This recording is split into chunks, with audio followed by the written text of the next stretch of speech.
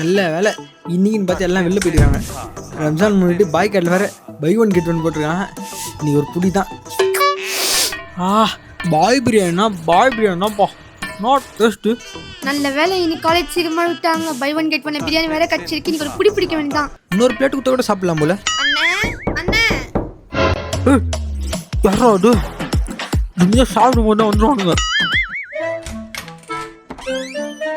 ஏய் என்ன நீ காலேஜ் போலியா? போனேனே ஆஃப் டே போனேன். இங்க பார் பாய் கடையில இருந்து பிரியாணி வந்துருக்கேன். பிரியாணியா? கிடு சாப்பிடலாம்.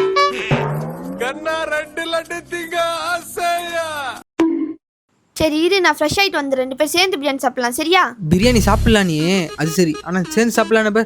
நோ ஃப்ரிட்ஜில் பை. சதீஷே நீ ஆக்டிங் ஸ்டார்ட் பண்ணுறதுக்கு நேரம் வந்துச்சுரா. அவன் வந்து நீ ஆக்டிங் ஸ்டார்ட் பண்ணுற வேண்டியதுதான். என்னடா அதுக்குள்ளே சாப்பிட்டு காலி பண்ணி வச்சிருக்க? இப்போ தானே சாப்பிட்டு போய் கை கழுவிட்டு வர, அதுக்குள்ளே வேற மாதிரி பேசுகிற. சாப்பிட்டோமா? எப்போ சாப்பிட்டோம்? ஸ்மெல்லு கூட வரலையே கையில். என்னம்மா சாப்பிட்டதுல கஜினி சூர்யா மாதிரி மறந்துட்டியா? இந்த மாதிரி தான் சென்னையில் நிறைய பேருக்கு புது வியாதி வந்திருக்கான். ஒரு வேளை உனக்கு வந்துருக்கோ? இல்லைண்ணே சாப்பாடு நல்லா தான் இருந்துச்சு. ஏதோ ஞாபகத்தில் வந்துட்டு இருக்கேன். சரி ஜூஸ் அச்சு குடிப்போம். ஃப்ரிட்ஜ் திறக்காத. என்னடா பிரியாணி மாதிரி இருக்கு? மட்டிக்கு நாரு ஒருத்தரு இவரை காப்பாத்தணும் கத்தரு.